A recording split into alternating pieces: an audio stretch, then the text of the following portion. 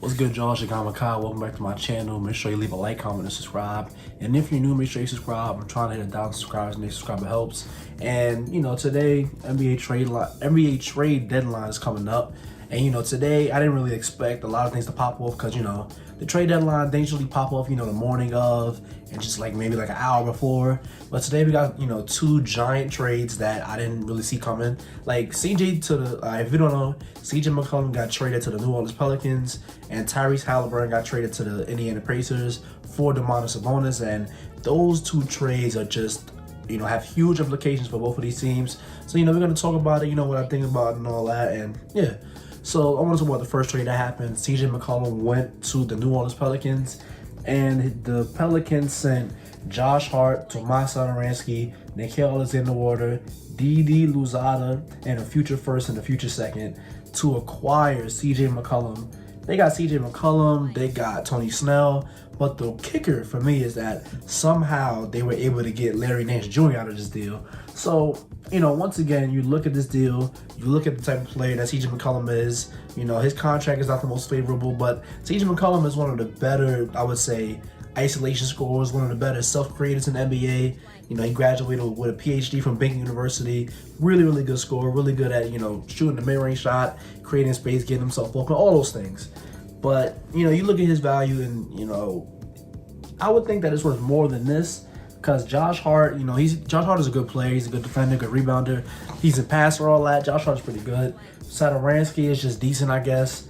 Nickeil Alexander-Walker is a good prospect to sort of rebuild with. But, that one first-round pick, which is obviously going to come from Milwaukee Bucks, is not going to be that good. And then the second-round pick, which is obviously not going to be that good. I just think that the Pelicans, I think that the Blazers could have got a lot more in this deal. And I feel like if they had looked elsewhere, they could have gotten a lot more for CJ McCollum. And you look at the trade the other day, Norman Powell and Covington for Keon Johnson and like a second-round pick or something like that.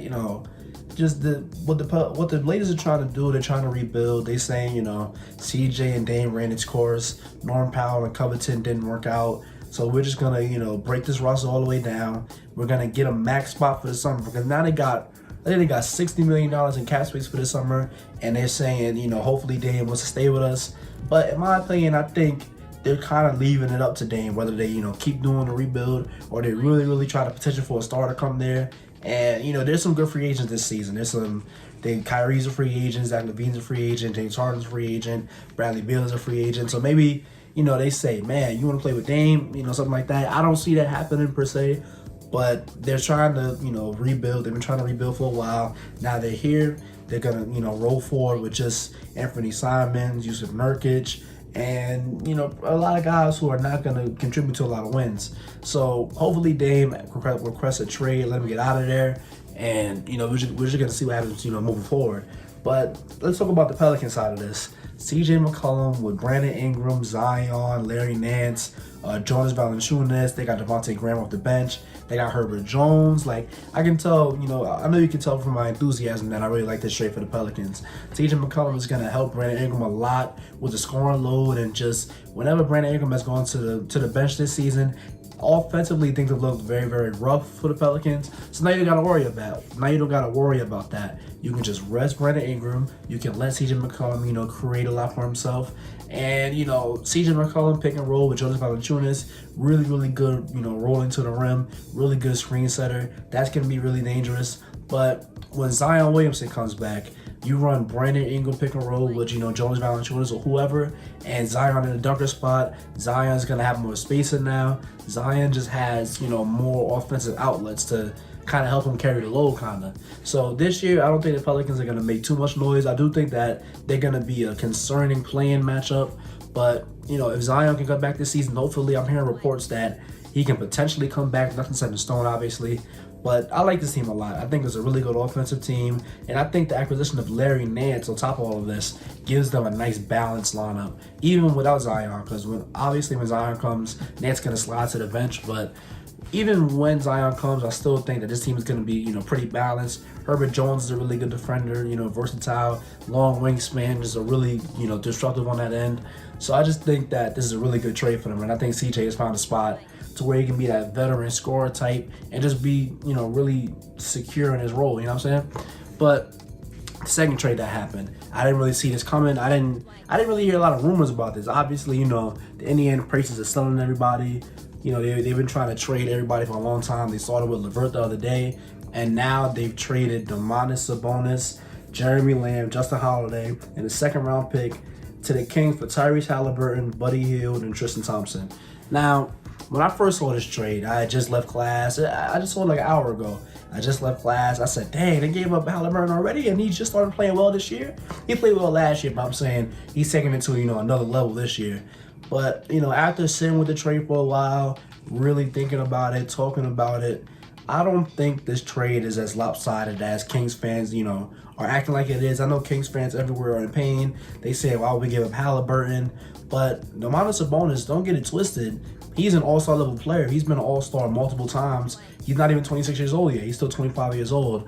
But the real thing that, you know, gives me optimism about this Kings trade is that they didn't give up a single first-round pick to get Sabonis, an all-star. I don't think in the history of the NBA, or even me watching the NBA, I don't think I've ever seen somebody get an all-star and give up 0 picks. They just give up a really good young prospect. And I'm a big Tyrese Halliburton fan. I love Halliburton. I love, you know, he's a really, really good passer. He's one of the better pull-up shooters in the NBA. His jump shot looks really, really good. Obviously, the finishing is something he has to work on. The defense is something he has to work on. But offensively, he's shown a lot of, you know, great flashes this year. And I think that the Indiana Pacers got a, you know, a future star in him. And they also got Buddy Hield, who's one of the, you know, better elite shooters in the NBA. So I like this trade for the Pacers a lot. They're going to keep rolling with, you know, with Miles Turner, Malcolm Brogdon. So there's some pieces, there's some remnants, but they're finally doing a rebuild. And I think that they can get a good pick this year, you know, build on with that. But the Sacramento Kings, they say, you know, De'Aaron Fox, he's a really good, you know, star-level guy. Domantas Sabonis is a proven all-star level guy, really good in the post, you know, a good passer for a big man. He's better defensively than people give him credit for. I wouldn't say he's like some great defender, but Domantas Sabonis is a really impactful guy. He's a really, you know, good player, really good post-up guy. He's a really, you know, bruising, bruteful type post-up guy, limited jump shooter. But I think that I can feasibly see the Sacramento Kings building something around De'Aaron Fox and Domantas Sabonis, because Sabonis is one of the better screen setters in the NBA. Fox is really, really good, you know, getting downhill, going all the way to the rim. He's improved as a mid-range shooter, so I think this can work. Because at first, you know, I was trying to work around the fit in my mind. And this current team, I'm not in love with it because obviously they haven't retooled fully yet. But I think they've got, you know, they've got all their picks. They even got a second-round pick from the Pacers for him. So I think that this is a win-win trade. You know, the Pacers, they get a young star in Halliburton. The Kings get an all-star in Domantas Sabonis and keep all of their picks, which is, you know, that's really crazy to me. I want to go back to that. They traded for an all-star and kept all of their first-round picks. That's a really, really good deal, and I don't think people are understanding how crazy that is. But, you know, Halliburton, I think he's going to be a star in this league, maybe like top 30, top 25 maybe. And Domantas Sabonis is already top 35, top 40. So, you know, both teams came out with a good deal. I think that both teams are going to look back on this and say, we made the right decision. But, yeah, man, De'Aaron Fox, you know, Domantas Sabonis, that's a team that I'm going to pay a lot of attention to. And obviously, Tyrese Halliburton, now he's out of the shadow of, you know, De'Aaron Fox. Because the theme that I noticed this year with Halliburton is that whenever Fox is out, you know, he gets more on-ball reps. He looks a lot more aggressive scoring-wise. He's getting a lot of assists, racking up the assist numbers, making a lot of good reads, making a lot of good decisions. And then when Fox comes back, it's like now he's going back into his tentative, you know, shell. So I'm gonna be excited to see Tyrese Halliburton play on the Pacers and really being more of that primary sort of role. You know, kind of share it with Malcolm Brogdon, but not the same way he used to share it with De'Aaron Fox. But yeah, man, these trades today. This is why I love the NBA, baby. Like, these trades have just been really, really good. That is a lot of different teams that I want to see. And, you know, I hope we get some more tomorrow and the next day. But, you know, this is a good trade season. I like the trades for everybody who made trades today, except for the Blazers, because I don't know what kind of operation they're running there. They're really just underselling their guys. And how do you give up Larry Nance in this trade? I don't understand that. But, you know, that's besides the point. Let me know what you think about the trades in the comment section down below. And if you take the end of this video, thank you. Don't forget to like, comment, and subscribe. And I'll see you on the next one.